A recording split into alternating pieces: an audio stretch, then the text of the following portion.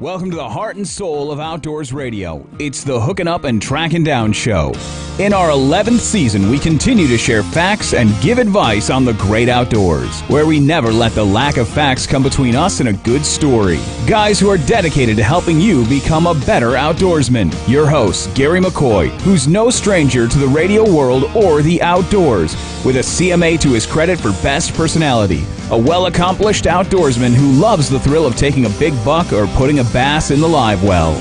Mike Eccles, born and raised in Louisiana, who's fished and hunted his entire life and continues to chase ducks in the backwaters and pull bass off cypress trees. And the Boss Tournament Trail Director who runs the best team circuit in Louisiana. Steve Graff, raised in the woods and waterways of East Texas, a former Northwestern State two-sport athlete and tournament angler who continues to strive for big bass and winning stringers. And last but not least, Jay Watley, the brains and producer of the show who pushes all the right buttons, a man with unmatched talent who excels in making these guys look good and this show sound great. Now let's jump off the front deck and make the first cast with the boys who know it all, Gary, Steve, Mike, and Jay. And we are hooking up and tracking down 11:30 The Tiger. It's Gary McCoy, the Ranger Iowa Pro Staffer Steve Graff. What's up? The old mud hen Mike Eccles. You still wounded over there on your left paw. Well, you know, it's when you work as much as I do, you're yeah, bound to that get was hurt. it. 8 years old as you. God love him. Yeah, it takes longer to heal. He put a piece of wax myrtle around a duck blind, and he's going to bleed for 14 days. No, that was actually a big piece of tin on the roof. Yeah. Now that is dangerous. And a pile driver. Yeah. Yeah. So I had no plans of working that hard that day. That turns into work. Little Jay's back, and he's growing the beard back, got his hat on. Hello, boys. What's up, Jay? Hey, no glasses today. Yeah, that's weird. Did you get surgery? No. No.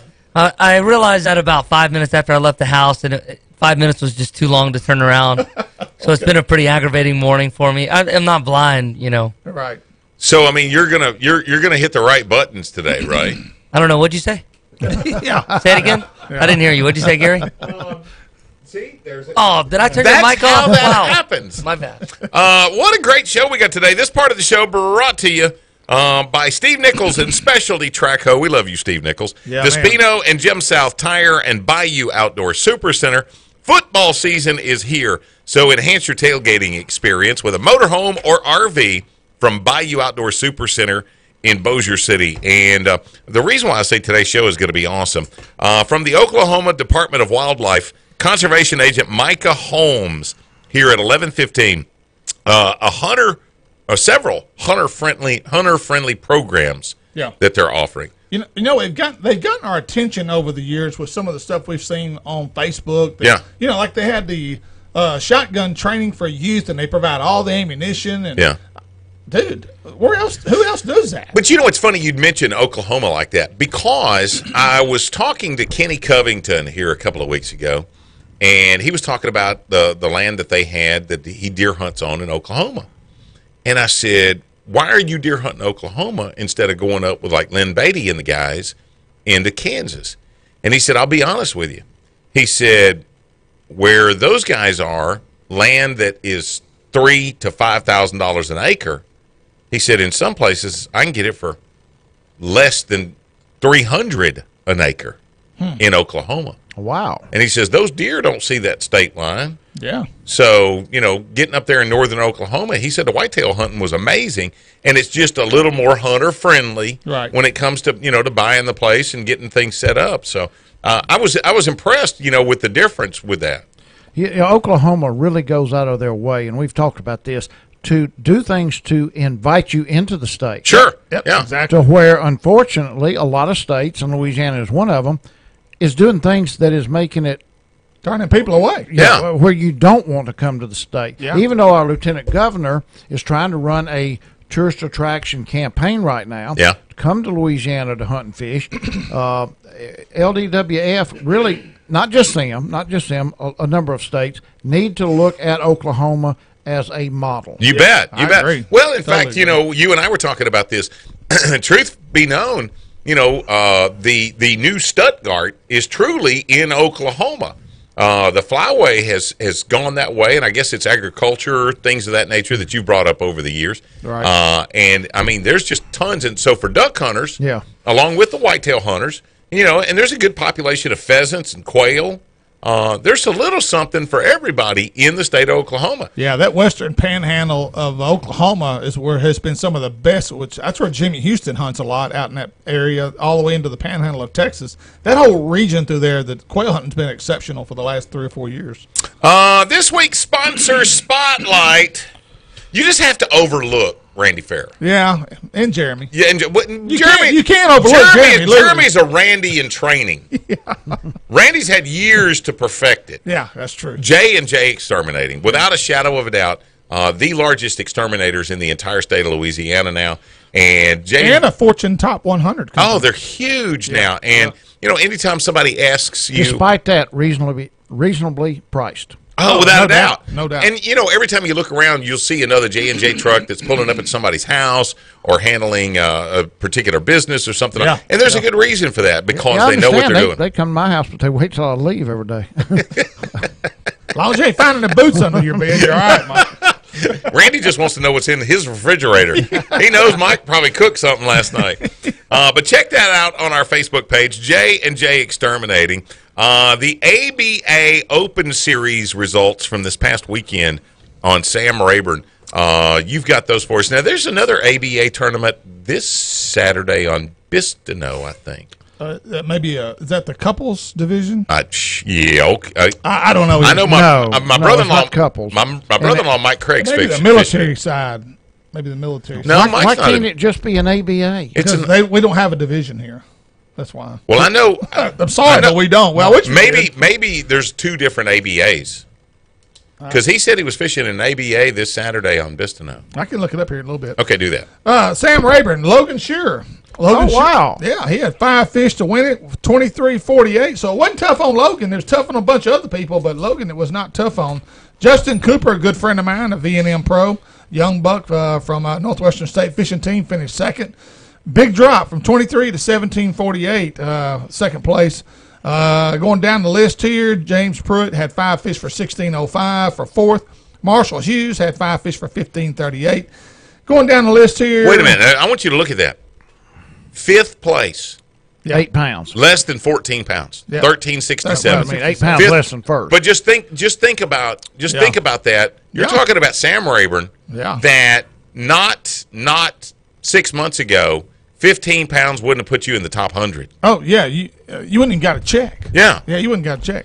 AJ had a good event for this event. Not a great event for AJ, but a good event. He finished 11th with 12.64. Nick LeBroom had 2 fish.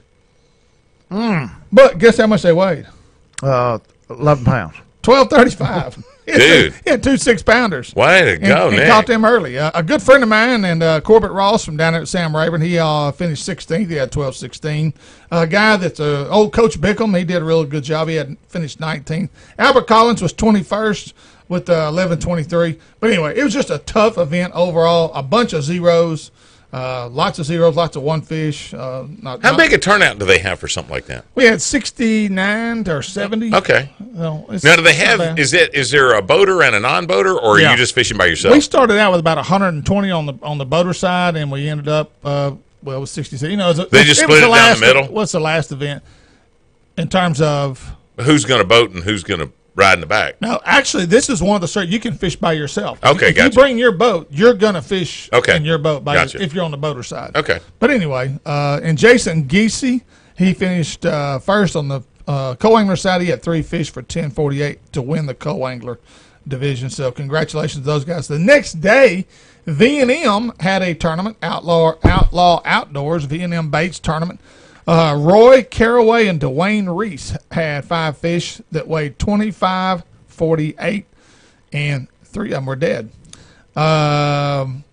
Chris King, Holly Keene had second place, 5 fish, 18.78. So another big drop from first to second.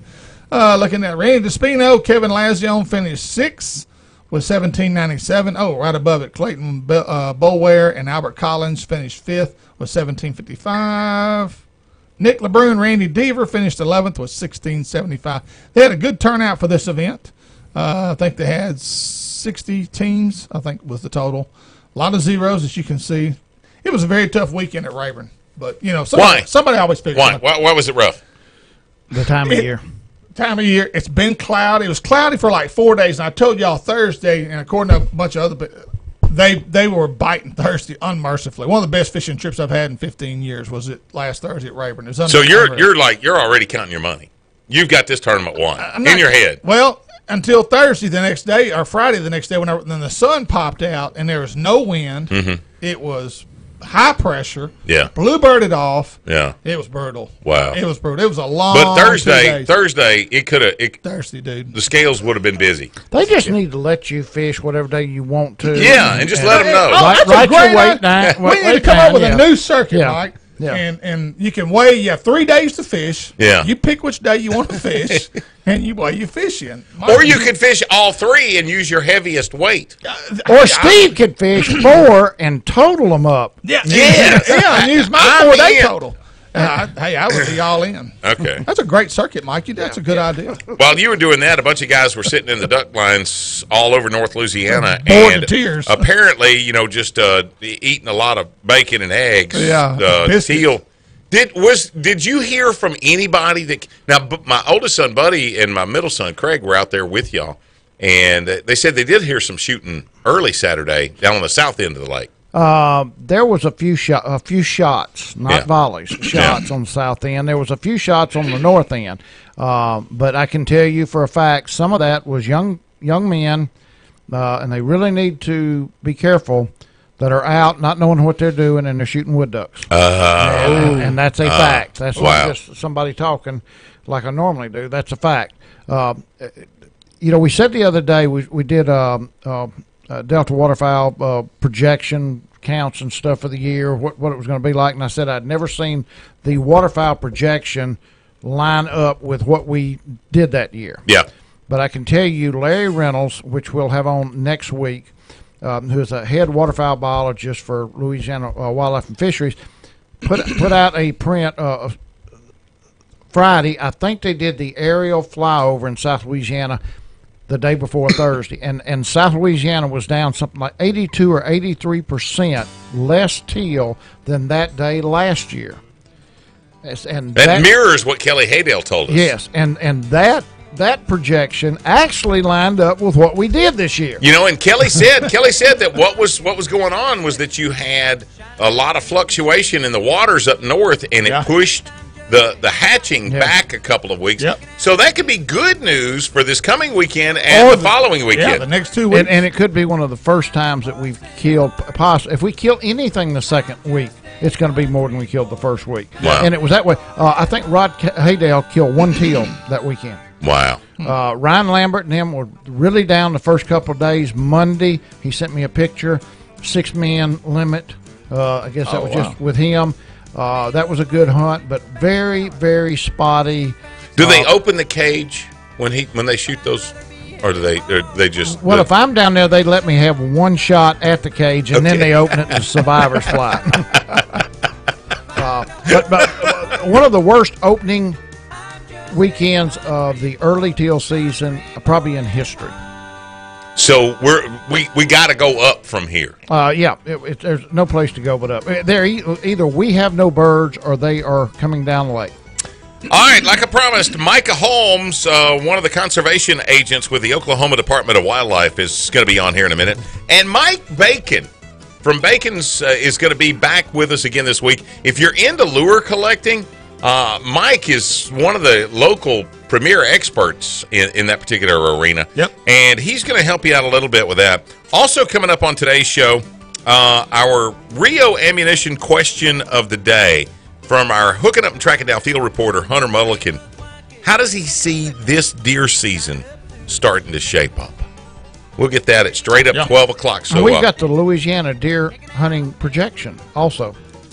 So we'll find out if Hunter's as good as Kelly Haydale. No, well, that's not the Rio ammunition question of the day. Got a break? Oh, when is the best time to take a trophy buck? I'm sorry. Yeah. Okay. Yeah. Now break. That's on the way. Hook it up, track it down. 11:30. The Tiger.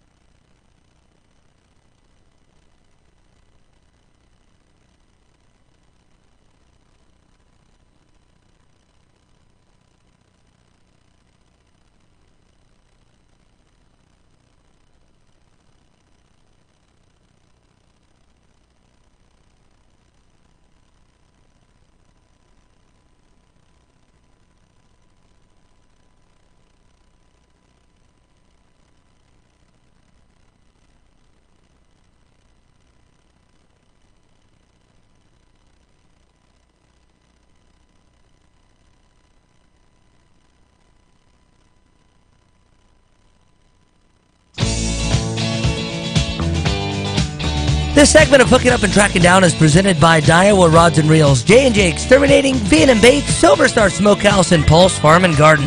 Get ready for deer season with food supplements and mineral blocks from Pulse Farm and Garden, located on North Market Street in Shreveport. Before we visit with Micah, I want to brag on Bellevue Meat Processing. Oh, dude, lots to brag about. Chris and Carla Nesbitt, and Carla was here last week. I am still full.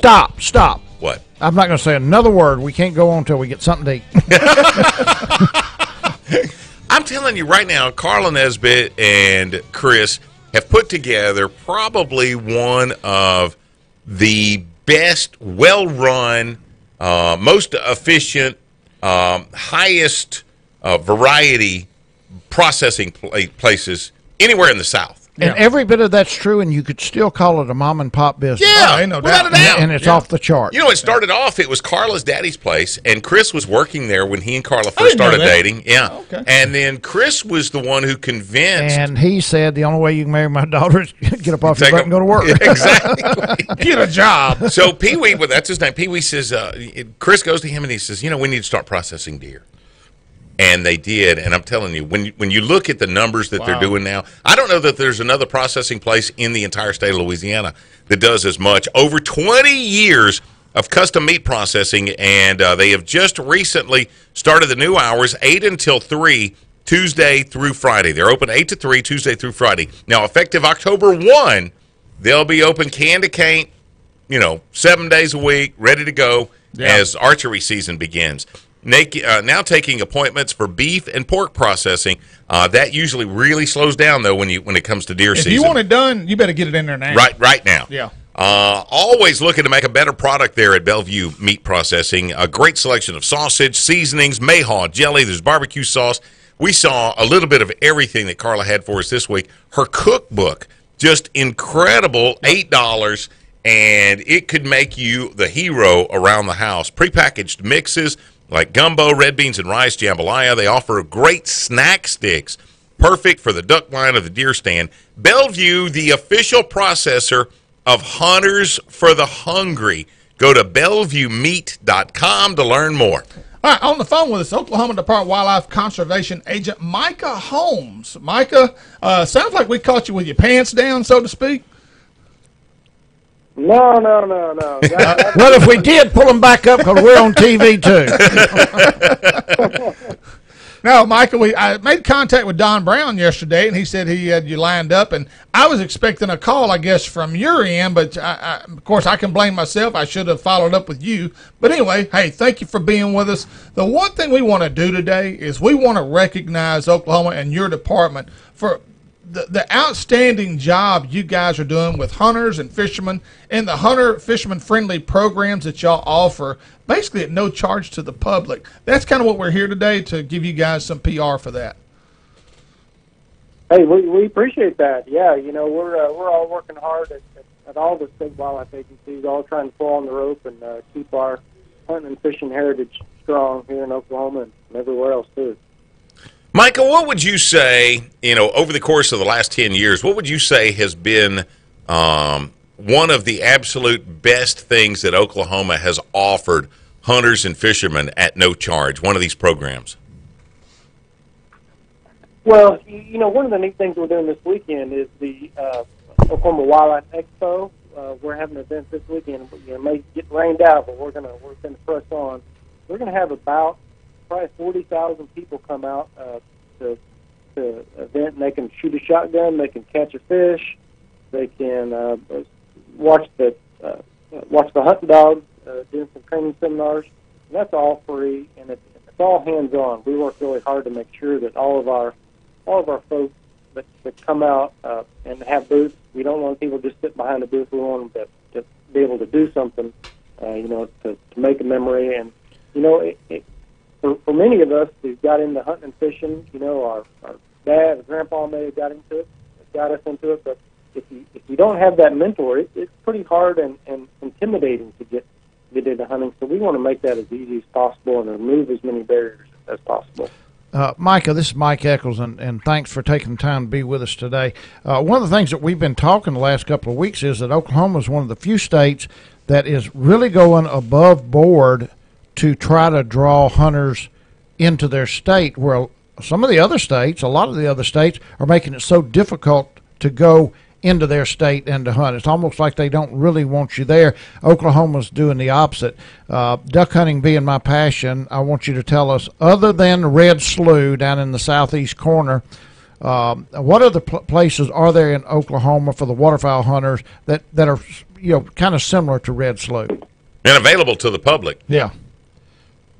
Well, there's nothing really like Red Slough. It's a unique area. You guys are used to it, but we aren't. We got alligators down there and whistling ducks and all kinds of spoonbills and things that we don't get to see a lot. So I don't think there's anything like Red Slough. But in the other corner of the state, at Hackberry Flat down in southwest Oklahoma, and it's a historic wetland that we've been working on for, 20 or 30 years to restore that to what it used to be. Back in the day, and when there's water down there, it can be pretty phenomenal for duck hunting. It's not an easy place to duck hunt, but there are dikes and roads to be able to get down there, and it's a really unique spot. That's one of our wildlife management areas. So moving from east to west in Oklahoma, eastern half of the state is wooded. You can get even into some flooded timber type hunts, but further you go out west, even into the Panhandle, there's some really unique hunting on playas, where those are basically potholes out in the Oklahoma Panhandle. That's a lot different kind of hunting than standing next to a tree. It's in a layout blind or something like that. So the neat thing about Oklahoma is its diversity. We got alligators down in Red Slough, and we got pronghorn antelope up in the Panhandle. So, within a few hours drive of Oklahoma City, you can be in a lot different types of habitats. So the duck hunters that do well around here are ones that are mobile, and that a lot of our hunting is around lakes. When those lakes come up, or even are just normal levels, that's when the hunting is best. So, it's like any kind of hunting. The more windshield time you put in, the better. Yeah, and I've experienced this last year north of Oklahoma City, some incredible sandhill crane hunting.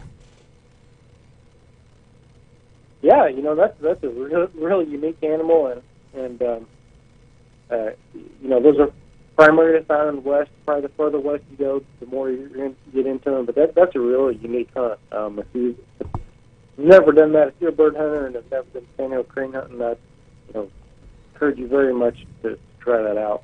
Well, one of the other neat things we've got going that's pretty much brand new is our Oklahoma Land Access Program, and that's basically where we work with landowners to provide walk-in hunting and fishing access to private property. And we've got 50,000 acres signed up in that program, and that continues to grow. So,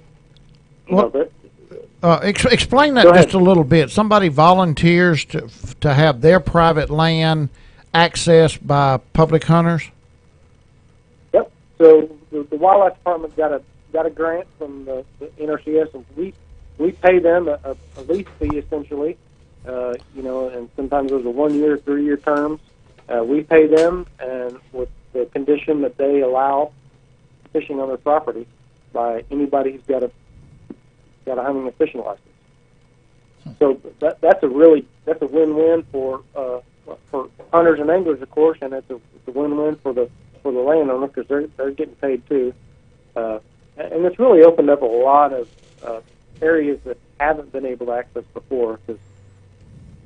Can you imagine a landowner in Louisiana? No. Or Texas? Well, now they're getting compensated. I'm sure it's probably not the going rate, but right. There's still unless you're a Louisiana politician, you get three times as much. but the first thing that occurred to me was here in the state of Louisiana.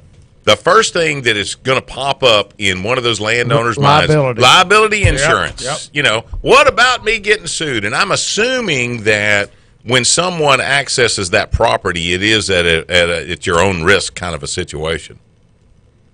Sure, yeah, but that is a concern. But it is a landowner wouldn't be liable unless there's some kind of gross negligence or something like that. So, sure, that's been talked about by the lawyers, of course, and we feel comfortable about that, and our landowners obviously feel comfortable about it too because they're they're certainly signing up. What an awesome program! Oh, dude, Mike, another program that got my attention, and all of us here about 2 or 3 weeks ago, y'all were opening up to youth the opportunity to come out, shoot a shotgun. You were going to give them shooting. Buying the shells, they're providing the shells and everything. We don't see that anywhere else. Louisiana, Texas, I've never heard. Arkansas, I've never heard of them doing that. You guys are a step above a lot of people. I hope you recognize that. Well, there's a lot of states doing good things out there, but are you all familiar with the term R3? R3. That's kind of the buzzword a lot in the hunting and angling community, and that's recruitment, retention, and reactivation.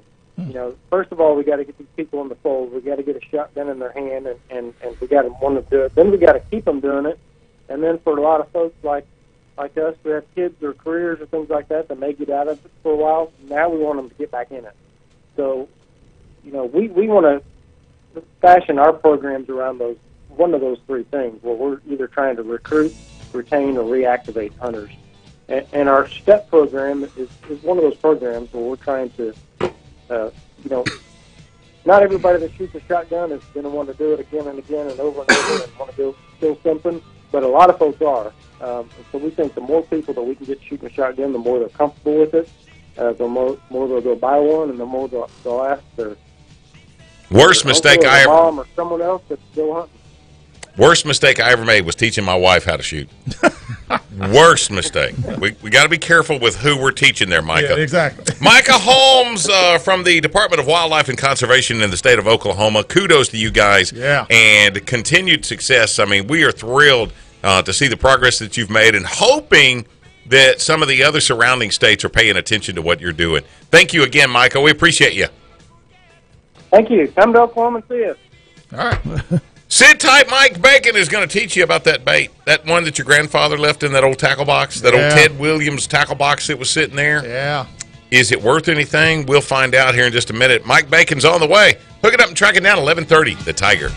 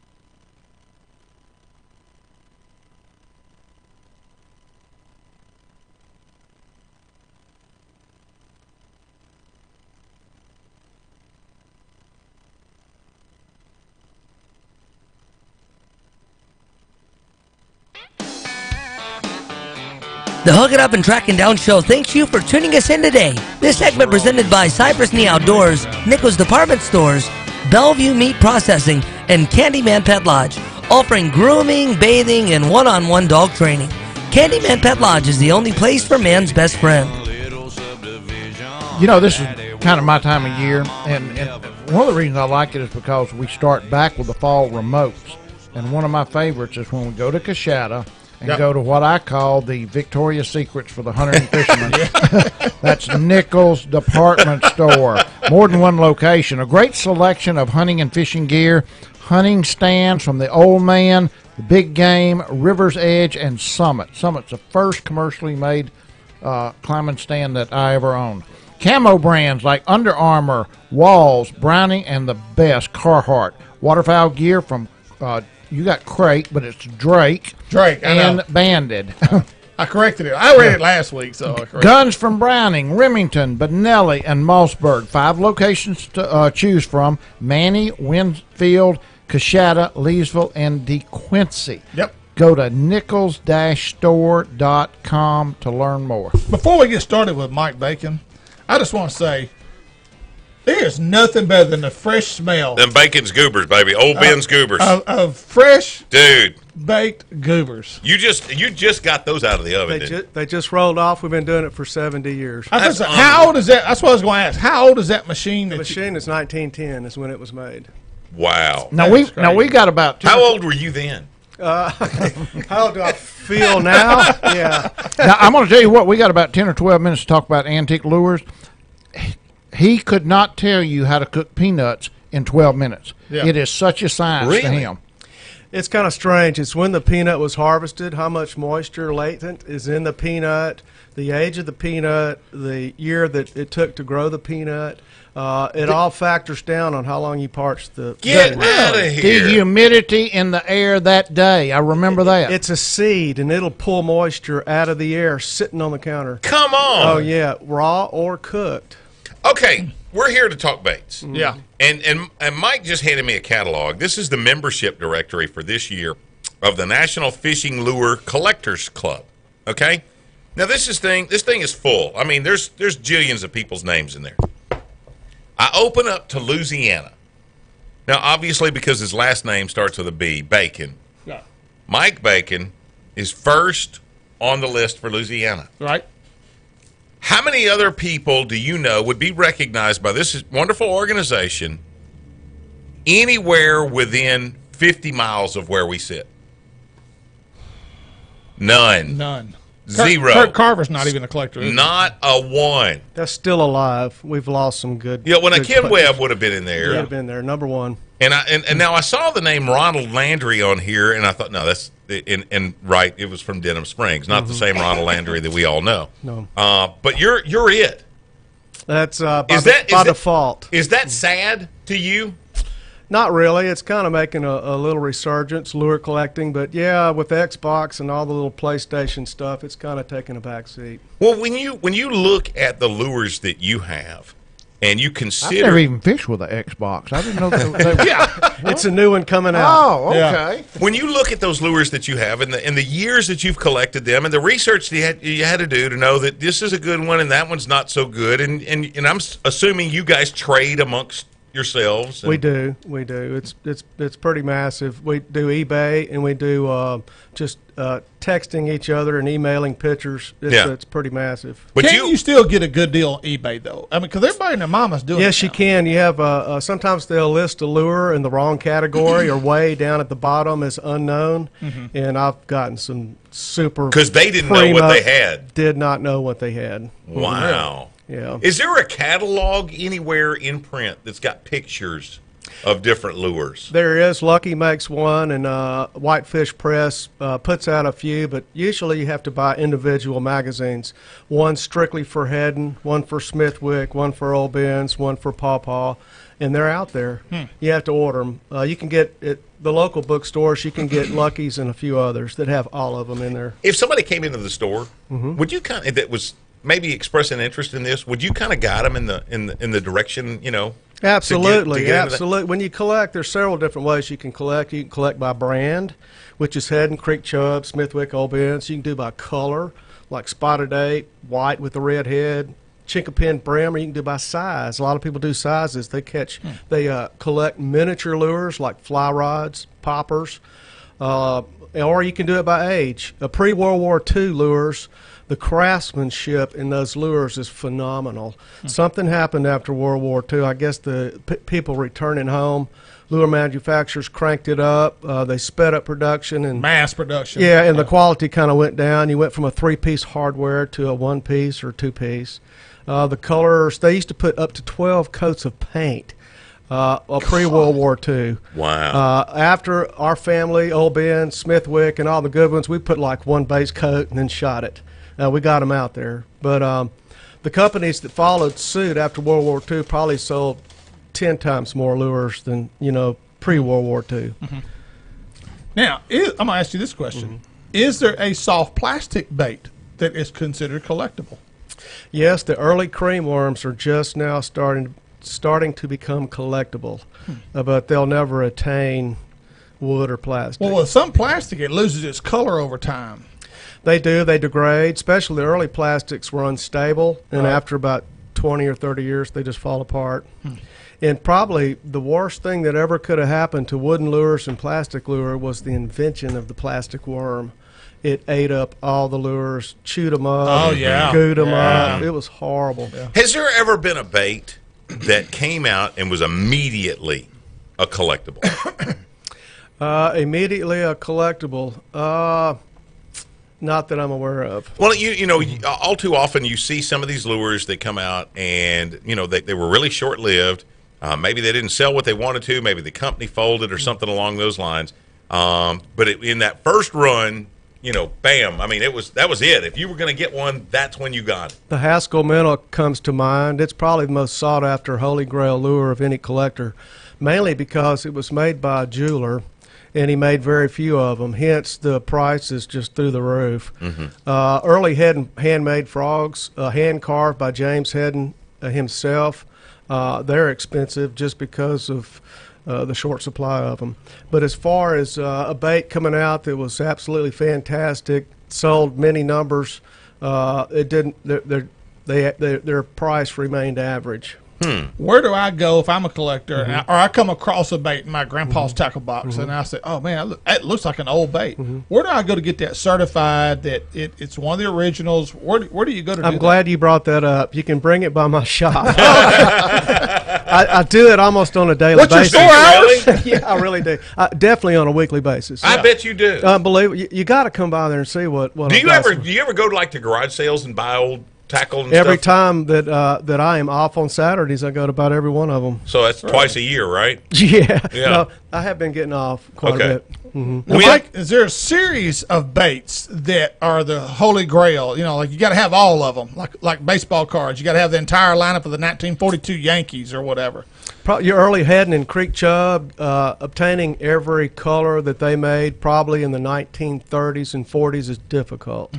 We live too far south for that. When you get below Missouri, people would buy a lure, throw the box away, and fish with it. When you get above Missouri, they took the bait out, they turned the top over the bottom, put them in their tackle box, and when they got through fishing with the lure, they dried it off and set it back in there. Wow. It's just a different mindset of the fish. Yeah, but we caught fish down here, Yeah. So. Yeah. Their baits didn't have a lot of teeth mark. Yeah, they had pike and, grunt, Yeah. Well, look, what is it that makes a lure collectible? I mean, good question. Really, I've got stuff like that you're sitting there, you got a pistol on, a garden and stuff on the table, and I've got some of that stuff that looks almost like it in an old box in the garage. But what is it that is it catchability? Is it detail? Is it the person that made it? Basically, right now, it's demand. Back when the head and pumpkin seeds came out, they were wood painted eye, wood tack eye, then wood glass eye. And then about the late 80s, early 90s, the Japanese got in on it, and a pumpkin seed that traded for about $20 to $40 went $200 to $300 a piece, and $500 to $600 to $1,000 a piece. Mint brand new in a box with papers. Wow. Japan, the economy collapsed. They got out of it. Now it's back down to $40. But what creates the demand over a particular lure? I mean, it's probably the same thing that makes a demand over a piece of artwork, that somebody looks at and it's limited availability. Is that it, pretty much? Probably, but if I could figure out the real answer to that, I wouldn't be sitting here right now. I'd be on my helicopter fishing in the Gulf. It's just demand, color paint patterns. There could be a story behind the bait. There usually is. Like this certain bait was made up until 1944. The war came along. They changed the metal lip to a plastic lip because they weren't allowed to make metal lip baits. So Arbogast, the jitterbug, for instance, was made with a plastic blade during those 4 years. And because all metal was used in the war. That's correct. Okay. Mudbug was the same way, wasn't it? They were all metal, to my knowledge. Yeah. They were later. Mudbug was later. Yeah. Okay, now one final question for you on this. River runs. Yes. My old buddy James Akes, I helped him build a couple of display cases. He had one of the biggest collections of river runs ever. To me, one of the fish catchingest baits that ever existed. Why is it that a lure like the river run comes along, catches a ton of fish, and then they stop and no one ever picks that pattern up again? I think the fish collectively just all of a sudden decide to quit eating stuff. If you'll think back to the 70s with Tequila Sunrise, you had to have a Tequila Sunrise in your box or you weren't going to catch fish. Right. And all of a sudden, about 1993, it stopped. Yeah. And then Watermelon Red Flake kicked in. Yeah. I mean, I can't figure it out. I mean, I don't think anybody can, but it is a fact. Colors just quit. They quit biting. Well, I'll be darned. Dude, thank you. Yeah, thank you, I mean, Mike. always, I've enjoyed it. Thank you. Always so informative. I hope that we can count on you to be back regularly. Thank you. We're so far away. Yeah, exactly. One last thing on the river run. If you come by my shop, I have the machine that made them all. Do you really? Oh, yes, and I will crank it up and run it for you. That'd be awesome. Yeah. That'd be awesome. Mike Bacon's right there, Flournoy Lucas. If you've ever thought about getting into the lure collecting stuff, Mike will be able to walk you through that, give you some great stuff, and show you some of these really old, valuable lures that he's got. These three big guys with guns that are guarding right now. Hook it up and track it down 11, and have some peanuts. Old Ben's Goobers will be waiting on you there.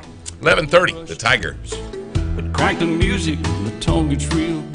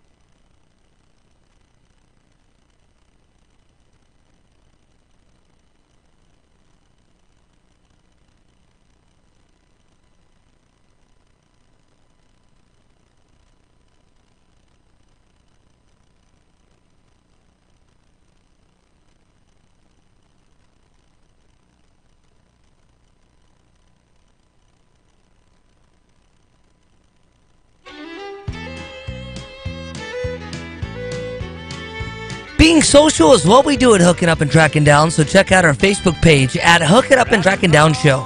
This segment presented by United Rentals, Wildwood Resort, the Bob Seeley Big Bash Splash Series, and Honey Baked Hams, offering a great sandwich, deli, and so much more. For your next lunch, treat yourself to Honey Baked Hams, located at 5739 Uri Drive in Shreveport. And speaking of Honey Baked Hams, every Thanksgiving or Christmas, guys, I'm the carver. Of course, they're already spiral cut. They let you play with a knife? Yeah, I play with a knife, yeah. I ain't cut myself yet. I ain't worried about you. Oh, well. It's everybody else that's anywhere close by. Well, that's true. But there's nothing better. After you pull that Honey Baked Ham out of that oven, and it's hot, and you're carving that sucker up. Oh, and my your biscuit God. accidentally falls in that juice laying there in the bottom of that pan Dude, with those pineapples. It'll make you hurt yourself. Holy cow. But it ain't just for the holidays. Great lunch deli is also offered right there at Honey Baked Hams off 5739 Uri Drive. Sandwiches, salads, dips, chips, cookies. They offer some great pies as well, like pecan, sweet potato. This week, the HBS recipe is the Honey Baked Ham Jambalaya, which we had last week. We're going to have another one on next week. Go to honeybaked.com to see this recipe and many more. And don't forget, they cater. They'll come to you. Give them a call at 318-865-4411. Bob Seeley Big Bash Splash this weekend. Yeah. Big event. On Fork? On Lake Fork. Wow. It starts Friday, Saturday, Sunday. Right. Now, you can get registered there at the lake with Bob Seeley tomorrow, but I think today he's either in Longview or Tyler. One of the two today. And I think it would be at an Academy Sport. Probably. Yeah, exactly. Yeah. But you're right. Tomorrow they'll be set up at Lake Fork Marina. Right. And you can go there to register. And, again, $497,000 in cash and prizes. I don't know if you saw Johnny Geis's Facebook page, but he's been catching a lot of fish on Lake Fork lately. Yeah. And but he said that Jay, try him one more time. I want to say that the last report that Johnny had was that they were catching some white perch out of some brush piles that were out there. And he did catch, one pretty good bass, but it wouldn't have done you any good. It was a slot fish. Right. He said it wouldn't have done any good for this coming weekend. But at one point, and I want to say it was last week, he was killing them on a frog. Topwater bait was unbelievable, and it kind of lines up with what you were saying with the clouds, the rain that was coming in, and things of that nature. And it makes you wonder, what it's going to do for this coming weekend, because we are seeing a little bit of a front come in. Question to Even you though guys. it's not going to be rain related, Right. the temperature is going to drop just a little.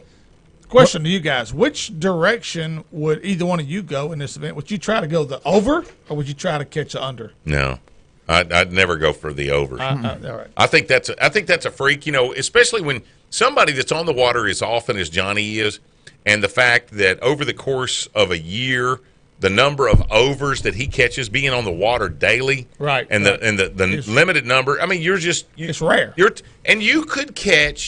You could conceivably catch a 10-pound fish that would not go over. Yeah. I mean, how bad would you hate life? Oh, dude.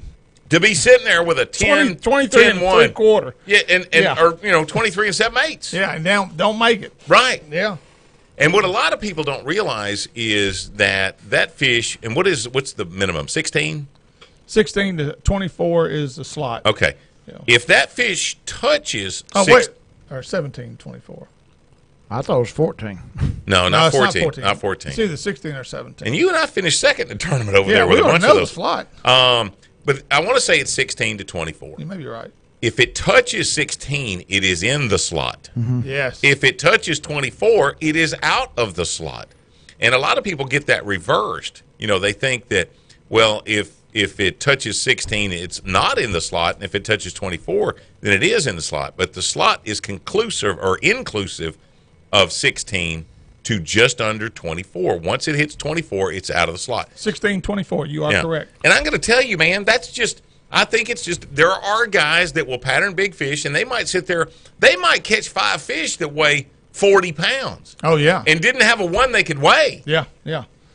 I mean, I'd love to think that I was sitting on, 8-pounders schooled up somewhere. Well, the day me and you were over there, and we caught a ton of fish. Yeah. What were we doing? We were flipping willows. Yeah. Yeah. So the odds of probably catching one over the slot in the willow bushes is probably not very good. I don't know if you This remember time of year. This slim. time of year. I was going to say that, that time of the year, that first fish Now- you caught went 6, almost 7 pounds. Now it was spring. Yeah. But now it's in the fall, so Yeah. I would think it's rare to catch one over 10 in the bushes. Well, and I had a pretty decent fish that day, but again, we're talking about a slot fish, and that you cannot haul that to the scales. Right. Now, when you see somebody like Keith Combs and those guys that get to weigh those fish on the scales right then when the Texas Toyota Bass Fest came, Right. and they get to weigh them right then and there. That's why you see those huge bags of fish, Right? Because they're not accepting.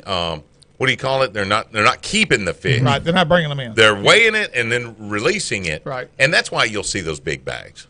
I can only imagine, though. I mean, Lake Fork's not that big. It No. ain't like Toledo Bend or No. even Rayburn. So the amount of traffic for this event on that body of water, you've been over for the Skeeter Owners Tournament. Oh, it's insane. I can't and even this imagine. this is like 3 times the I Skeeter know. Owners Tournament. So I just can't imagine. the boat traffic. $171,000 in hourly payouts. I want to say it's almost $500,000 total payout. Heaviest bass, the absolute winner, gets a new Dodge pickup, a new Triton boat, $7,000 in cash to go on top of that. Yep. Second place, you also get, I want to say, a boat. 18-foot TRX powered by Mercury, equipped with Minn Kota, Lowrance, and a Ram truck Yeah. for second. Second place. Now, Mike, if you were showing up a lake like Fork and that much pressure on it over the course of 3 days, obviously you're probably thinking Friday is going to have the least pressure. Right. That'd be the day. I don't know if I would battle the crowd. I don't like stuff like that. I get nervous. I think the tournament's incredible. I Yeah. think hats off to Bob, not only for making a great living doing this, but also furnishing something for us, the weekend people, to have a chance to win this kind of money. Oh, without a doubt. That's the reason he's a legend. But for me, battling the crowd like that, I don't like it. So if I was going to fish, it would be Friday. So if you're there, you've got a little bit of everything on Fork. There's a little bit of grass. There's a lot of lily pads. You got shallow water. You got deep water. You got old road beds. You got bridges. You got humps and ridges and stump lines and stuff like that. If you were headed to Lake Fork right now, totally blind, what are you looking at first? What pattern are you going to start checking first? If I had the option, I would my first cast, and probably the first hour to hour and a half, would be on something like lily pads. Yeah. Yeah, shallow. And then I would move out because I'm not the only person to be thinking like that. Right. And shallow fish are easier to pressure and easier to spook. Yeah, good point. So from then on, I would spend the rest of the day out as deep as I could, because I think that's where your chance to catch your fish after the traffic has done the damage to the fish is going to be deep. Do you think that the winning fish will be caught on a Carolina rig or a topwater or a crankbait? Or a big old jig? I'd say somebody dragging a rig. Yeah. A big 12-inch worm behind a rig, something like that. It's what somebody's probably – because a lot of these worms, I know even at Fork and Toledo Bend right now, one of the big techniques that are catching bigger fish, quality fish, is dragging a big 10 or 12-inch worm. On a Carolina rig. And one of the better worms is the Mr. Twister. Yeah. That's one of the bull hottest whip. worms. Yeah, that's one of the hottest worms on Fork right now. There's a video with Albert Collins and Glenn Freeman doing a video on Rayburn. They did a series of 8 videos together, and they talk about the type of worms.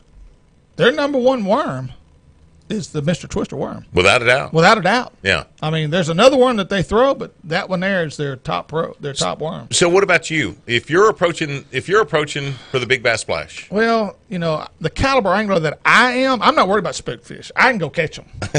So, I'm going shallow. I'm going in there. If there's water in the willow bush. Pull the results of that tournament back up. Can you get too shallow this time? 25th. If there's lily pads, can you get too shallow? No, I don't think so. I don't think so either. Can you get up there to possibly places that other guys aren't fishing and find unpressured fish? In a John boat. Yeah. Well, I don't think you're going to catch. I don't think you're going to catch one over. Yeah, probably not. no. But I'm talking about some good unders. Yeah. I'm talking about a fish that If there's water in the lake. I don't know how much water is in the lake. You and I had a couple of fish that were unders that were pushing 3 pounds. Yeah. In water less than a foot deep. Yeah. Yeah. So good luck if you're headed to Lake Fork over the course of the weekend. If you still need to get registered, you can do it again at the lake tomorrow or Friday for that matter. Or you can go to Sealy, Sealy, SealyOutdoors.com and check that out. This really turns into a dink fest, if you don't know the truth. And, well, somebody's going to look up and catch a big fish. Yeah. And a lot of times it's the biggest fish that person has ever caught. Oh, no doubt. No doubt. Check that out, SealyOutdoors.com. This weekend, Lake Fork, Friday, Saturday, and Sunday. We are hooking up and tracking down 11:30, the Tiger. Blonde braids tangle at Mr. Creek morning.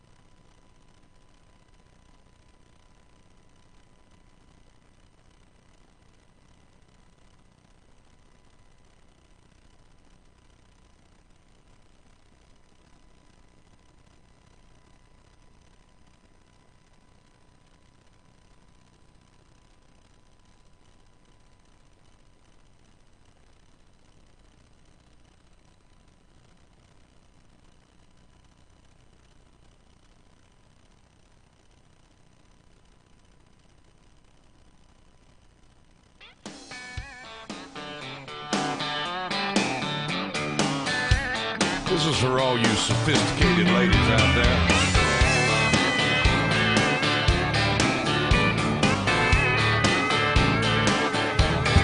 How about another hour of the best outdoor show on the radio? It's the Hooking Up and Tracking Down show. This segment presented by Ranger Boats, Despino and Jim's Big South Tire, the Red River Waterway Commission, and Rio Ammunition. The cleanest burning shells in the market today. Once again, here's Gary, Steve, and Mike. And if you have not picked up a box of Rio ammunition, have you lost your mind? Yeah. Eccles, you've been shooting Rio ammunition now, what, 3 years? 3 years, yep. And you say it's the cleanest shooting ammunition you've ever picked up. Everybody that knows me knows I'm not a fanatic when it comes to keeping my gun clean. You don't want to buy my used gun. And I've actually had shells where I had to clean my gun every 2 trips. And I'm talking about like 2 mornings in a row. Mm-hmm. If I didn't clean it, it would start hanging up. Mm-hmm. And I've been able to shoot the Rios for, if I wanted to, all season and it not get dirty enough to make it drag. Now tell me, with Rio ammunition, which one does your gun shoot best for waterfowl? What size? Which size and length? Well, I shoot 3.5 exclusively. Okay, so 3.5 inch shells. I do. I shoot them all the time. I don't know why. I don't even feel it when I pull the trigger. Like a lot of people say, it beats them up. It doesn't bother me, and I like that. I'm not the guy that's going to kill 3 ducks over the decoy. Mm-hmm. I'm going to miss them. Mm-hmm. But I am the guy that'll kill one out there at 50 yards. Oh, wow. and I just like it. I shoot 2s on windy days. Yeah. And I shoot 3s or 4s if there's no wind blowing. Why the determination on the wind? They'll deflect the. They'll actually have a slow your shot down a little bit, or move it left to right. Extreme, like 15, 20 mile an hour wind. I didn't know that. Huh. Rio Ammunition, focused on innovation and production development, established in 1896. Had no idea they'd been around that long. I mean, we're talking, Mike Eccles was just a young man. Oh, he's a young whippersnapper. When they first came out. I was shooting a 410 then. Yeah, I bet. Yeah. Rio specializes in sporting and hunting shotgun shells, now running a new state-of-the-art facility right here, Marshall, Texas. Technology advanced cases, primers, powder, wads, and shot. The cleanest shooting shell on the market. If you want to learn more, find a dealer near you. Go to rioammo.com. Hunter Mulligan, you with us? I'm here. He's our illegitimate stepbrother. Yeah, HUTD field reporter Hunter Mulligan is with us now. Hunter, we're going to talk a little deer hunting. It's getting close.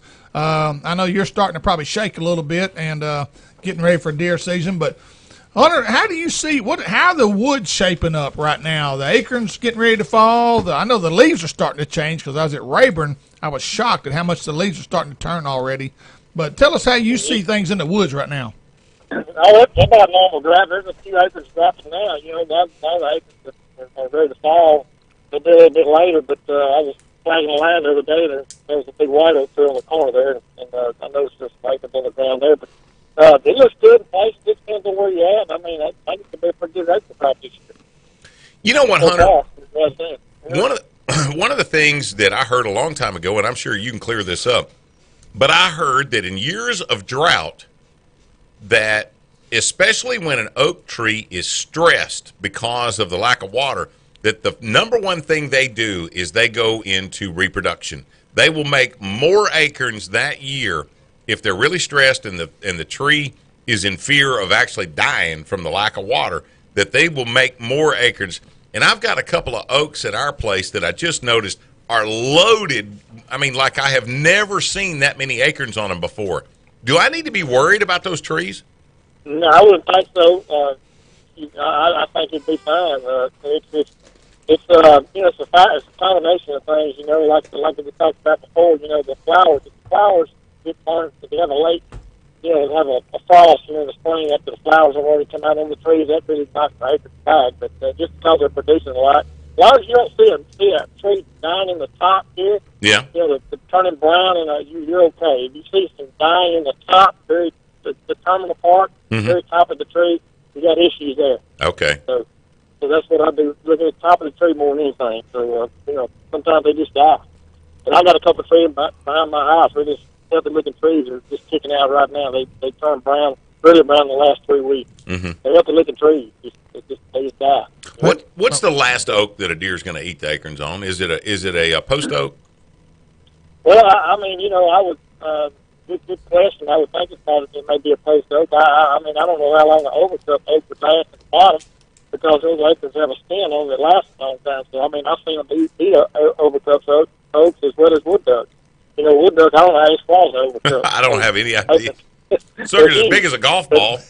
Yeah, they're big. But I think depending on the situation, I think white oak first, of course, but then you got your willow oak, which people call pin oaks around here. If they're willow, they make a nice and small acorn, but they typically grow where there's a lot of water, in lower places. But they last a while, so I'm sure they could find if they would eat them. Yeah, I'm glad you said that, Hunter, because all of us grew up saying, I'm going to go down there where that pin oak flat is. Yeah, we don't have that. We do not have pin oaks in the South. They're a northern tree.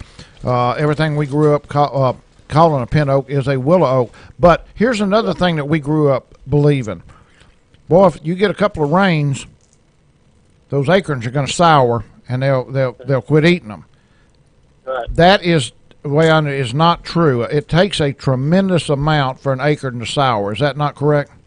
It does. It takes a lot of moisture from excessive rain. They'll sprout. But, what happens? It'll rain here. Pretty rain over the weekend. Sometimes 2 or 3 days, and it dries out again. But it depends on how dry the ground is. I think later in the year, as they fall, we get rain, they'll sprout pretty quick. They don't. It takes a while. Like you said, it takes a while.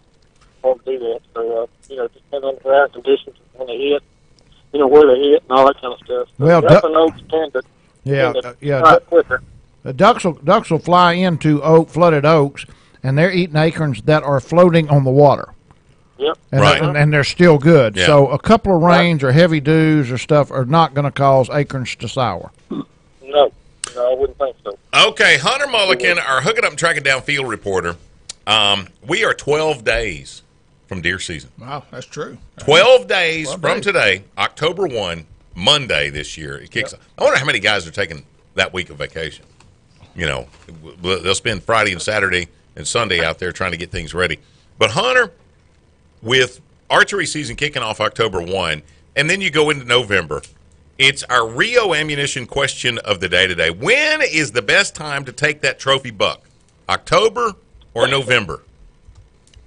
Well, that's kind of a depends on the question, but I'm tending to say November myself, just from my own experience, I think, in October, the deer are starting to, they're in the group, pasture bits are starting to break up. But if you think about it in October, they're still a pretty good food source. And, deer that's a slick deer or a smart deer, he can feed at night, stuff like that. But, if you got a place where there's no pressure, October is probably a good place, a good time of year. But, I tend to think November because I think those deer, the weather's, the days are getting shorter, the weather's maybe a little cooler. And I think those deer, the breeding concept, everything that goes on, I think that's going to move more than anything. And I think a big deer is more apt to mess up, during the rut than he would be in October. Well, Hunter, right now, deer are already probably on alert. Guys are starting to hit the woods. They're working on their stands. They're cutting lanes, shooting lanes. Yeah. So when that happens, how much pressure does it take to drive deer out of their normal routine? Not as much as you'd think. Probably not. Well, I hear that stuff all the time, Steve. I say all the time, but really August is when it starts. People start going to the league, doing things. Four-wheelers are riding everywhere. They're kind of used to it. They hear those sounds. But, of course, you go in there and cut trees. I'm cutting the track right now. I hate to cut it, but the guys are upset about it. But, it's part of the timber plan we're doing. But, it'll change that a little bit. But I was walking that trail out yesterday. But where they've been logging, I got there full of loggers. There were deer tracks everywhere. Where they've been skidding and everything. So deer, they may move to an adjacent place for a while. They're going to come back in there when this stuff starts to stop. And moving around a little bit and start seeing, moving around doing things they normally do as a deer. So, that noise may run them out a little bit, but they'll be back eventually. I was watching a hunting show the other night, and a guy was talking about this really old deer that they had taken, and they figured him to be 5.5 years old. And I don't know how many deer you've ever actually aged, Hunter, but I don't know that I've ever killed a deer that was over 4.5 years old. But this guy said it's a good thing we got this deer this year, he says, because by the time he hits his 6th birthday, he is a completely different animal, almost exclusively nocturnal. Have you found that to be the case? I've heard a lot of people say that. I've heard Dr. Kroll say that before, talking to such older deer. When they get to live to be that old, they got to be pretty smart. And, they're going to do their thing at night or early in the morning. Now, you get those pictures of those big deer at 2 or 3 o'clock in the morning, that's when they're doing their stuff. So, they can get that big, hanging out in the daytime unless, they're chasing the doe or something. But, more than likely, they are going to be nocturnal because, at that age, too, you think about it, how much are they going to breed? Right, They're just trying to survive, and they don't have to get out and run around and fight the other bucks and stuff like that. They're going to sit around and eat at night, do what they got to do. Well, I'm going to give you That's kind of like me, too. You don't get it often, but when you do, you're going to get it. Well, here's a scenario for you. This is opening day. It is October 1, and you are, headed to the woods to put your lock on a stand. You've got your choice. You can find, there's a good spot where there's a white oak that's just raining acorns right now. There's a good honeysuckle thicket in another spot where you can get close to that honeysuckle. Ooh. Another one, you've had some really good pictures of a couple of nice bucks showing up at a big corn feeder, and they've been coming in, at least 3 days a week. And the fourth one is a good bedding area. You know for a fact that every time you've walked there, you've jumped a number of deer. Which one of those 4 places is Hunter Mulligan going to put a lock on and be there on October 1? I'll be there. I'll be there at the bedding area by the honeysuckle patch. Yep.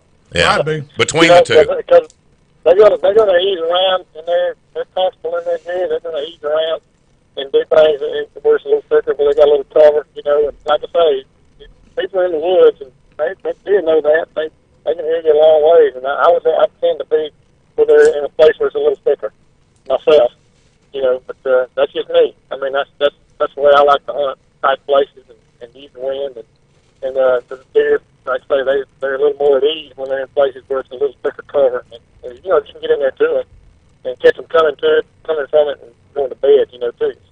So Hunter, getting back to our Rio ammunition question of the day, when is the best time to take a trophy He's buck? in November. Yeah. So it's the rut. It's the rut, right? The first rut. That's my best opinion. I think it would be. I mean, yeah.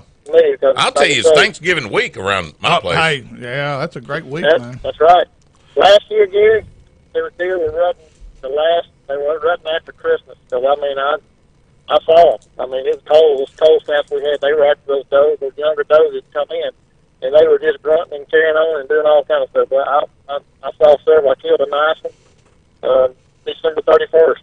So, you know, it's that second one comes in, that's a good time to hunt. It was, you know, those two cold snaps we had, that's when I was hunting. Well, you know, it was really strange.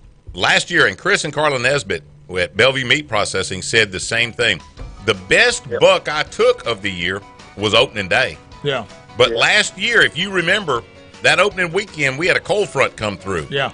We had more hunters in the woods than had been in a year. Yeah. You had a good cold front, and the bachelor groups hadn't really broken up yet. Yeah. I saw two fantastic bucks that day. I took one of them, and the other one, in that rut week that you were talking about, you know, in the early part of December, my buddy Jordan Bates took the other one that week, and I'm talking about two fabulous bucks. And so, you know, it just showed you how really you got to be there in order to take the animal. Yeah.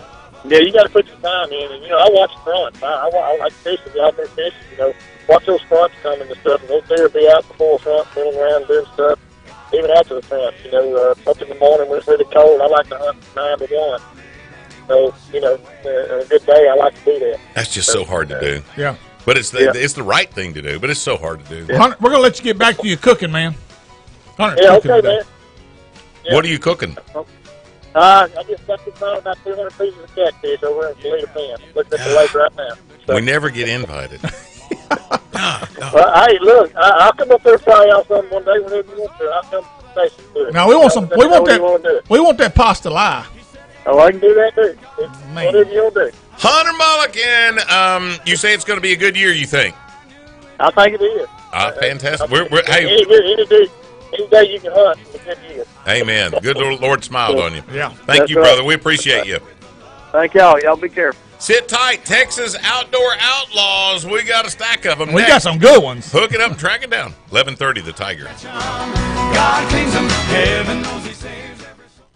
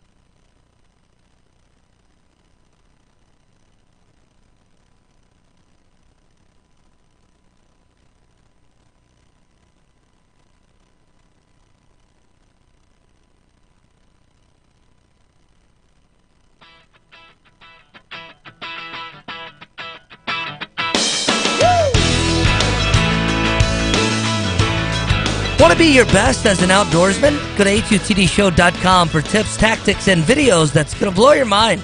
This segment presented by Daiwa Rods and Reels, Bayou Outdoors Supercenter, and Cigar Fishing Line. Spool all your reels with the best fishing line money can buy. Tough, durable, and sensitive describes just some of the qualities of Cigar Fishing Line.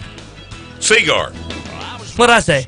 You said cigar. I was thinking about cigars. What can I say? He shows that angling skill. No, every wait a week. second. I said cigar the first time I said it. Erin McCarty did one of our commercials. Yeah. And she did Tatula Oh, okay. instead of Tatula. Yeah, I would have said Tatula for sure. Yeah, she said Tatula. When you guys aren't here, I'm the outdoor expert around here. We got to get that When corrected. you three leave. We need that Daiwa commercial recut. That Daiwa commercial. Please recut that. Tatula. Tatula. You know, we were supposed to have Wayne G-Log. Neeson. Yeah. Now, here you go. Not yet. I said we were supposed to have Wayne Neeson last segment, and Wayne wasn't able to call in, and I had a question for him because once again I got a great dog. Now, Wayne's next segment. Yeah. Oh, okay, Wayne's I next love segment. that all three of us had the Well, then I'm exact gonna hold my- immediate response at the same exact time. Yeah. We'll have to watch it on the cameras. That was great. Okay. They're listening too close. What was I supposed to do? You're Candyman. supposed to read Pet. it. There we go. Candyman. I was trying to lead into it, but I got it backwards. Candyman Pet Lodge, a That's what she first-class said. kennel. I lead into it, but I did it too quick.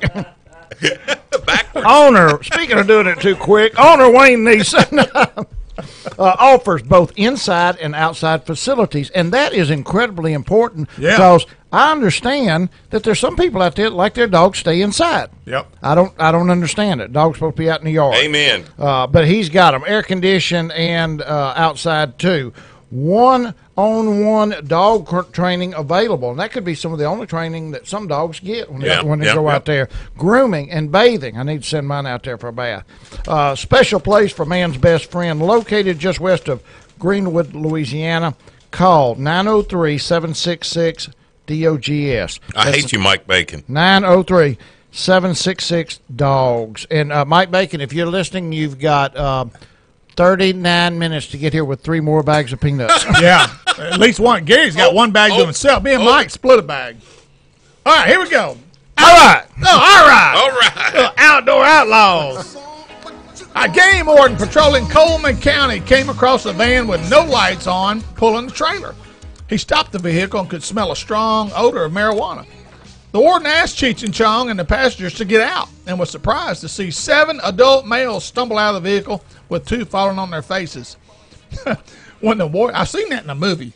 If you hadn't, you will. Yeah. When the warden asked the passengers where they were coming from, they said Denver, and they were headed to Austin. When asked if they had been smoking marijuana, they said yes, but that it was not illegal in Colorado. And the warden said, but you're not in Colorado anymore. After gaining consent to search possession of drug paraphernalia were found and violators. After booking, they requested 50 tacos to satisfy their hunger pains. Cases are pending. Okay. Take it away, Mike. Yeah. All right. Okay, Wayne Neeson was supposed to have been on 15 minutes ago. No, he's here now.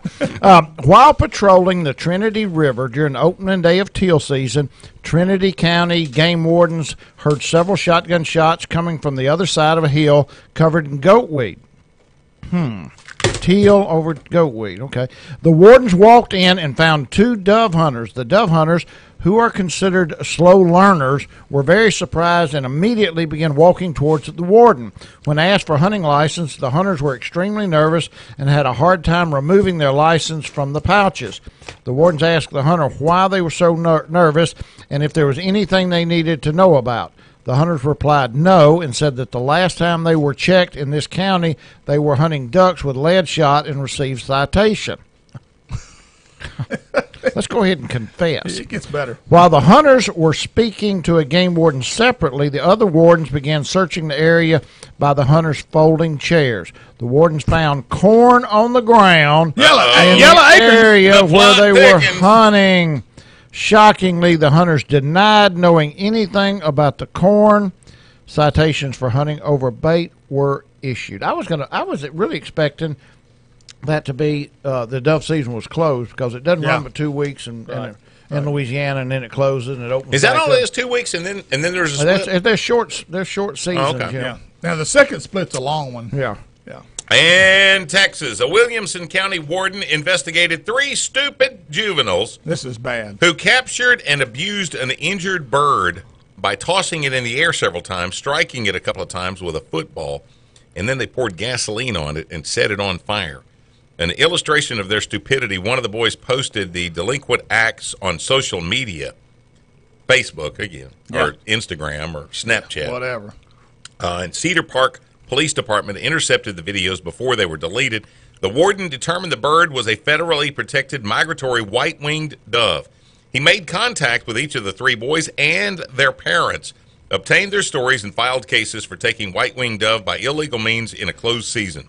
All 3 boys had just received probation for burglary of a habitation. There you go.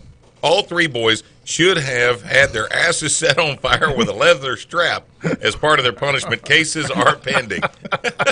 Hey, man. I think I added that on there. That could possibly be. I could live with the trying to hit it with a football because it would have been safe if I was throwing the football. If you were throwing it. Yeah. But, you couldn't have got close. But pouring gasoline on a creature and setting it on fire, you save that for an ex-wife. You don't do that to a dove. All right, we got one more, Mike. You want it? Am I allowed? It's a short one. A Val Verde game warden received a call from the Del Rio Police Department about a small SUV that had a white-tailed deer in the back seat. The warden asked the woman about the deer, and she said she needed it for tamales that she was planning to make the next day. One case filed for possession in closed season, and one case of DWI, who would have thunk it, filed by the Del Rio Police Department. Showing her appreciation for the game warden doing his job, the lady brought him some fresh tamales, but the warden was reluctant to accept them. I wonder if that part's true. Laced with X-Lax. Yeah. It makes you wonder, when people take stuff to the police department or do they ever eat it? Yeah, you got to wonder. I'd be kind of skeptical. I know I would. There's no way. I wouldn't trust nobody. Wayne Neeson is here, and we're going to visit with him about Candyman Pet Lodge here in a couple of minutes. Of course, a lot of guys getting ready for waterfowl season. A lot of guys getting, some routine instruction for their dogs, last-minute tune-ups and things of that nature. And Wayne's going to hit on all of those. A couple of other events that are going on in the community that we need to know about. One is this Saturday, National Hunting and Fishing Day. And that's what Micah was talking about that they're doing in the state of Oklahoma, right. the big festival. We got one here at Bodcall. And they had 4,000. 40,000. 40,000. Yeah. Whoa. Hey, if we have 4,000, it'll be a brand new record. Mm-hmm. Yeah. But this year at Bodcall, starting at 9 a.m. Now, this is the 39th year we've done this. Is it really? 39th year. It normally started at 10, but now it's going to start at 9 because of the heat. Right. We're going to run from 9 until 2. And the coolest event part of this year is they're going to have a youth squirrel hunting tournament. That's awesome. You don't have to register, nothing. You can only hunt on Bodcall. You've got to be in the confines of Bodcall, but they're going to have prizes for the kids. I want to say for the tail or the squirrel with the longest tail, there's going to be another prize for the heaviest squirrel. All kinds of neat little things. I want to say they've got a whole bunch of door prizes and stuff to give away. They'll have a youth duck calling contest. That's cool. They're going to have shooting activities, frog catching, alligator skinning. You ever seen them skin an alligator? No, I've never have. It's a lot more difficult than you'd think. Really? Because you can't ruin that tail or that belly or anything along those lines. Right. The things you got to do and it ain't. You don't just grab a hold of an alligator skin and jerk it off. With a pair of pliers. No, ain't gonna like work. skinning a catfish. There's Fish ID and Kevin Houston, who is usually the one that does this. Kevin's my Sunday school teacher, and Kevin said it is so funny. He says because guys like me, you, Mike, we'll walk up there. There ain't a fish you're going to pull out of that water. I don't know what it is. And he says every time they will get one that comes up and the guy says, "Oh, that's a stump knocker." You know what a stump knocker is? Those little bitty brim. There is no fish called a stump knocker. And nobody knows the real name of that little brim. I can't remember what it was, but he says, you get these know-it-alls, and they're like, oh, no, that ain't what my granddaddy called it, such and such. I bet you if you walked up and said that was a goggle eye, they'd tell you that's wrong, too. Well, now, the warmouth is the real name for it. But they've got beekeeping and forestry, arts and crafts. It's free. Free to get in, free parking. There's food concessions. 9 to 2 this Saturday at Bod Call. Go take advantage of this. And make sure you take the kids. Make a whole day. Great way to introduce a youngster. No and doubt. If you're wanting to break the limit on teal, Saturday would be a good morning because all the game wardens are going to be at Bodcall. If we just had some teal. Wade Neeson is next. We're going to talk your dog. That's hooking up and tracking down 11:30. The Tiger. Wade, you better.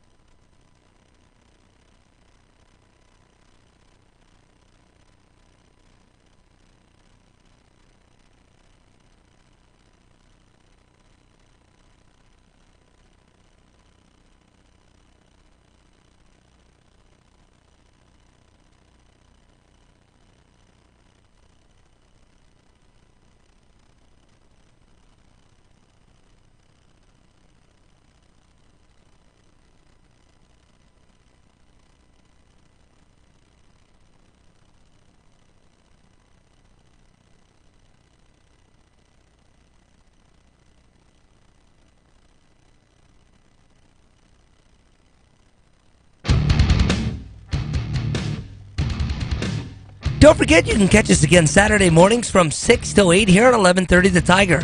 This segment presented by Natchitoches Ford, Wildwood Resort at Toledo Bend, Davis Clothing and Outdoor. Get off to a great hunting season with some great apparel and hunting gear from Davis Clothing and Outdoor. Now back to Gary, Steve, and Mike.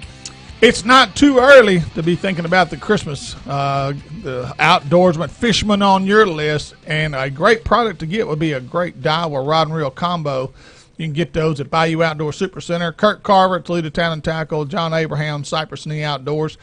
Two great combos to pick out are Tatula and the Zillion series, two of my favorites. They also make the best braid on the market today, Daiwa Samurai. Whether you're looking for rods or reels or a great fishing line, Daiwa has what you need to take your fishing to another level. Go to Bayou Outdoor Supercenter, Toledo Town and Tackle, Cypress Knee Outdoors to see the best of all the Daiwa products. Go to Daiwa.com to learn more. You know what? I'm glad you brought that up. I got to tell a story on Don Feibel real quick before we get to Wayne. On who? Don Feibel. Okay. Mike, you like me, you've known Don forever. Don shows up yesterday at Bayou Outdoor Supercenter, and he's upset because he's got a new rod and reel, and the drag doesn't work on it. He says, fix that drag for me. Show me what to do. Man, I cranked down on the drag. Still, just it ain't working. Ain't locking up. And I said, what is the deal? He says, Ben, he handed it to Ben Clemens. He said, Ben, you fix it. Ben's like, well, I don't know what's wrong with it. He said, I got two of them that'll do that. He said, I don't understand what it is. And finally, he says, look real close at the reel. It wasn't the reel turning. It was the line, because he had pure braid all the way to the cord, and the line was spinning on that thing. So a little hint: if you're putting new line on a reel, put you some mono or something on there. The first half of the spool. Exactly, and then put your braid on there. And you'll save money, too. Oh, and won't look like an idiot. Yeah, well, God love him. No. Okay, Wayne Neeson is here, Candyman Pet Lodge, and you know what? I love what we're going to get into right here, Wayne, because you've just walked up. You've heard about this dog. You've heard about the credentials of this dog. This is an incredible litter. There's 14 puppies sitting there. 7 of them are males and 7 of them are females. And you got to pick the one out that is going to be the cream of the crop. How are you going to determine which one of those 14 puppies is the right puppy to get? Do you have a quarter on you? Is it a crapshoot, or are there certain things to look for? In a manner of speaking, it is a crapshoot. But there are things to look for in the litter. No, everyone talks about the runt of the litter, and they're so cute. Don't pick the runt. Really?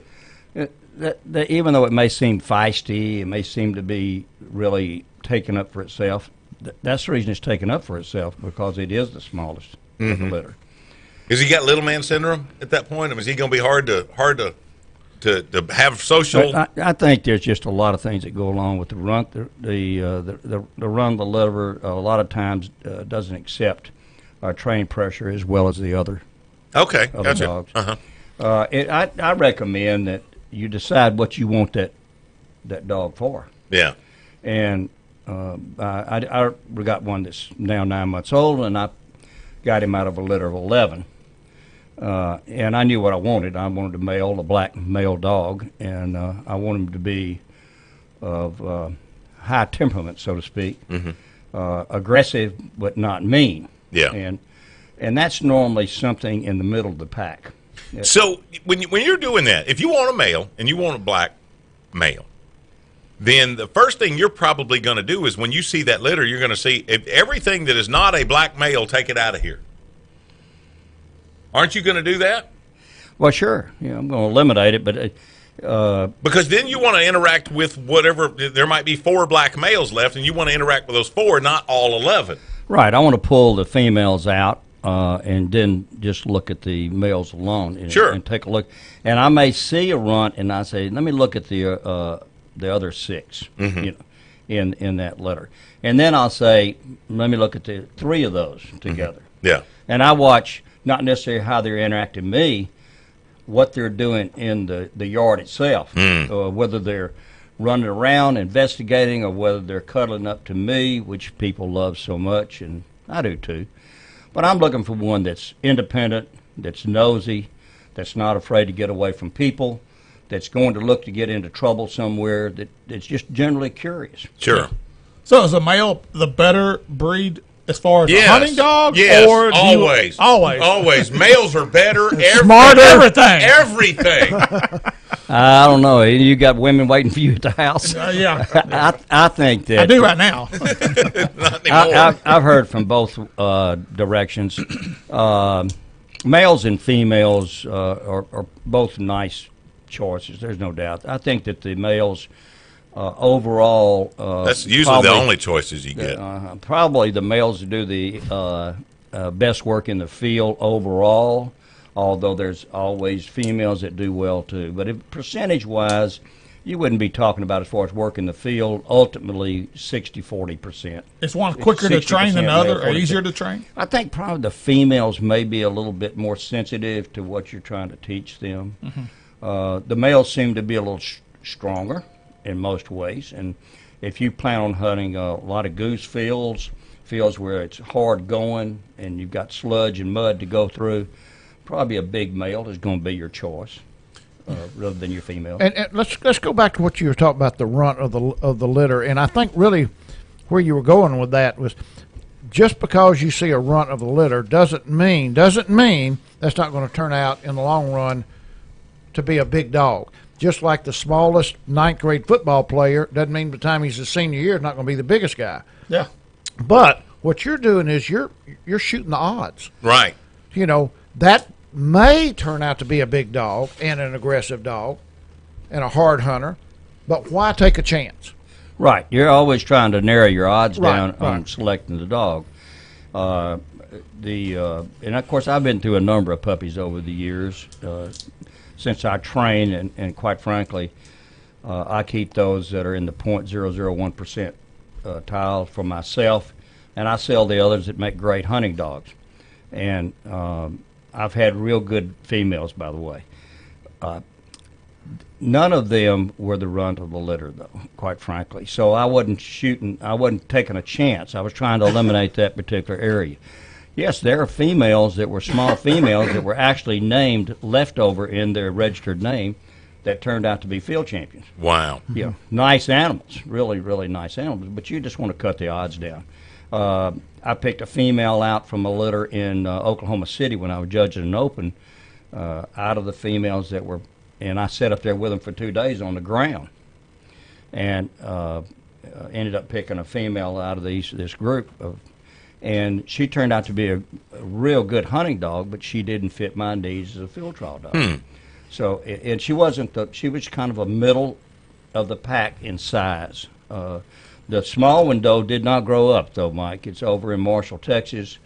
Belongs to a group that have the H&W over there. And it never did grow up. It's still a small, she's still a small dog at this Wayne, point. when you're talking about being in Oklahoma, my son bought his dog, I want to say in really far north Kansas. And there's dogs all over. There's great kennels. I mean, we've got you and a number of other places right here in the great state of Louisiana, East Texas, all over the place. What kind of research do you do if you're looking for a real good water dog that's, a good retrieving hunting dog? What am I looking for? Is there an AKC designation that I want? Is there something else? How do I know that I'm getting, a real good line? Okay. Number one, I think that you have to consider the male and the female being accomplished dogs themselves. I think your better bet, again, odds, are on that the male be a AKC field champion, a master hunter in the AKC hunt test, the female be much the same, and plus this, you have to have the health. You have to have the health end of it. And there are health requirements in my book that perhaps their average guy doesn't know about. And we could talk about all afternoon about that. And that's things like EIC, exercise-induced collapse, CNM, cardionuclear myopathy, and of course the hips and the elbows and the eyes, as we all know. Dysplasia, isn't that what it's called? Yeah, hips, dysplasia. Hips, elbows. They don't. I thought at one time a good dog seller breeder had to have dogs tested before they sold them. That's not true? That's not true. Okay. That's not true. Now, we've been talking labs and retrievers basically, but let's talk about beagles. A lot of guys run beagles. They're hunting rabbits. They're hunting deer. They're running deer with beagles. Is there anything in a beagle trait or bloodline that you kind of looking for? I grew up with beagles. I had 2 growing up, and they were outstanding little hunting dogs. I think the main thing is in the beagle line is to get them from a reputable breeder that you have actually seen dogs out of that kennel and perhaps out of that breeding. Mm-hmm. I'm big on repeat breedings. I think repeat breedings are a proof. Yeah, I'm big on that myself. Proof in the breeding. It's repetitive as much. I've already heard about it. Every day. Yeah, every day. Gary's up to twice a year now. Don't be jealous. Yeah. I've got a training question for you. I've got the best dog I've ever had, but I have issues constantly. Last year it was the issue of barking if a duck lit in the decoys and you didn't shoot it. Now that comes from enthusiasm. I want to go get that duck. What the hell are you waiting on? Shoot it. But he's also one that wants to stand up or turn and move as the ducks swing behind the blind. And I'm a firm believer, don't tell me that a dog doesn't spook ducks. I've heard that all my life. Ducks don't flare from a dog. A dog sitting on the front of a blind, moving, gets their attention. Yes, it does. I agree with that. I don't like mine move, but he is so anxious that when ducks swing around the back, he wants to stand up and follow them. He wants to watch. And so what? Besides just burning him up with a shock collar. Well, Yeah, there's something very important that most hunter/last trainers think of is actually taking care of that during the training sessions rather than waiting until you get into a duck blind, quite frankly. And so what you do in training sessions is you set that same scenario up. You let a flyaway. You take a box of pigeons and you do a flyaway. And you teach the dog to sit, and you can watch them, as you well know, and I know, duck hunting, we keep our heads down if we've got a good dog. Why? The dog is watching the birds. Yeah. And that dog's head will almost spin completely around while he's watching those birds fly around the back of the blind on around to the front. And you can tell exactly where the birds are, and you don't have to look up. Most of the time I'm pulling on somebody like Gary McCoy, pulling on his sleeve, trying to get them to stay down and quit watching them. I said, the dog's watching them. So most of that's done in training. But let's say that you didn't do that. Okay, but no, let's don't say that I didn't do it. Let's say that I don't have the opportunity to do that. I don't have the place to go and set up with ducks flying by off season or pigeons and stuff. So, not that I wouldn't do it. I'm just not access to what your trainers. Here's what I do. If I take my dog to go and sit, let's say in a pit blind, and there's a dog box and dog hole next to it, I'm hoping that you have a clip in there that I can clip my dog on. I clip my dog on tight enough where he cannot stand up. Oh, wow. Okay. I clip it tight where he can't stand up. Okay. And does my dog know to sit? Yes. But why bother with that? I'm duck hunting, so I want that dog. I want that dog to sit with that line on them where they can't stand up at that point, and I reward them for that. There's nothing wrong with keeping snacks in your pocket. Right. Nothing like positive reinforcement. Right. At all. You know, that's a really good point, though. If you've allowed him enough room, he's like a little kid. You know, he's going to wander. You know, what's in there? What are they doing? The hardest thing I ever had was keeping Eccles down in the blind. Yeah. And sometimes we felt like putting a hook and hide on him. You know. Well, you know what? It might be that dog needs a little trip to Candyman Pet Lodge. Absolutely. We can teach it. That's one-on-one. Well, that's one of those things, you know, if your dog needs a little brush, tune up before the season, getting a little late in the game, but that's what you do. Right, that's what we do. And, if you've got that beagle dog that, that you're hoping that is running rabbits by January, is that something that could you help on that? Oh, absolutely. We could do training so that dog will be able to call in immediately when you need a dog called in, you see it in danger. I think that's very important to be able to call a dog off of danger. Oh, yeah. Very important. And that happens more frequently than you think. Get away from the road. Yeah. Get away from the road. That's right. You know what? Now that's something that you don't think about until it's that time. Until it happens. Exactly. And you've read all the stories about it. My wife lost one of her dogs because of that, and she's hollering at the dog. Yes. But that dog didn't associate that with danger.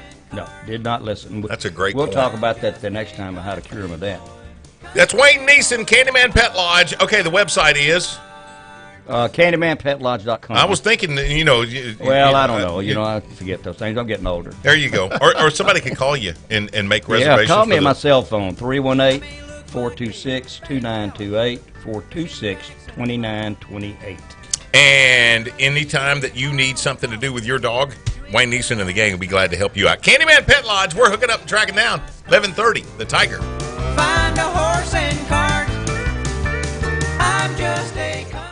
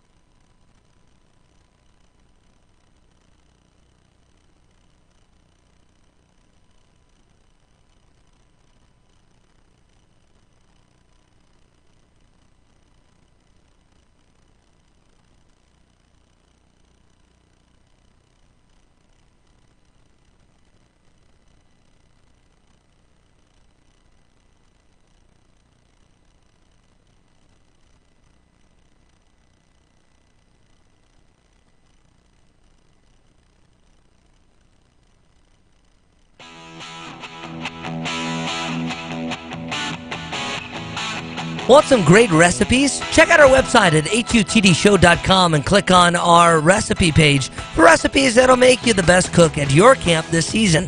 This segment presented by Nichols Department Stores, Gamakatsu Hooks, Spro Lures, Cypress Knee Outdoors, and Natchitoches Ford.